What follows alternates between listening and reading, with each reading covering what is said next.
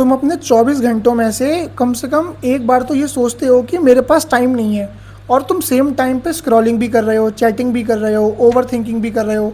जहाँ पे तुमको 2 मिनट का रेस्ट लेना चाहिए वहाँ पे तुम 10-10 मिनट की ब्रेक लेते हो। और at the end of the day दिमाग में ये थॉट्स आते हैं या खुद को ये एक्सक्यूज़ देते हो कि मेरे पास तो टाइम ही नहीं होता, मैं कुछ प्रोडक्टिव काम कैसे करूँ।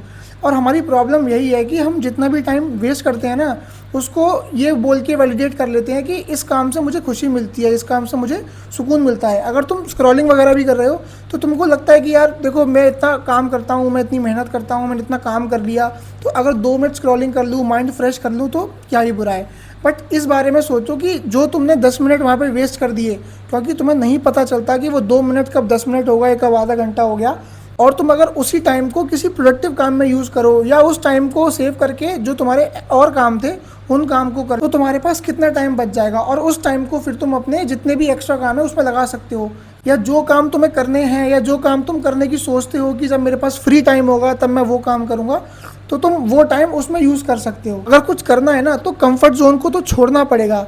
जो चीज़ें तुम्हारी ज़िंदगी में वैल्यू ऐड कर रही हैं ना, उन पर फोकस करो, रेदर देन जो चीज़ें तुम्हारा टाइम वेस्ट कर रही हैं, जिससे तुम्हें डिमोटिवेशन हो रहा है कि वो क्या कर रहा है, मैं क्या कर रहा हूँ, मैं कितना पीछे रह गया, वो कितना आगे निकल गया। भाई वो आगे इसलिए निकल रहा है क्योंकि वो अपने टाइम को वेस्ट नहीं करता।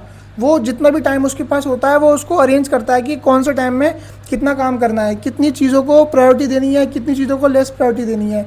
और इस तरीके से अगर तुम अपना टाइम को मैनेज करोगे ना, तो तुम भी उससे कहीं पीछे नहीं हो। अपने सेकंड चैप्टर को किसी के 10th चैप्टर से कंपेयर मत करो, क्योंकि भाई उसने वहाँ तक पहुँचने के लिए बहुत मेहनत करी है। वो उसने किस हिसाब से अपना टाइम मैनेज किया है, वो किस तरीके से अपने कामों को मैनेज करता है, वो उसे सीखना पड़ेगा। या एटलीस्ट अगर तुम किसी और से नहीं सीख सकते हो तो खुद से ही सीखो, खुद से जानो कि तुम्हारे अंदर क्या क्या कमी है। अपनी चैटिंग, अपनी स्क्रॉलिंग को जितना कम हो सके उतना कम करो, क्योंकि यही तुम्हारा सबसे ज़्यादा टाइम वेस्ट करती है। जो तुम्हारा मोबाइल है ना, वो तुम्हारे लिए फ्रेंड भी है, फो भी है।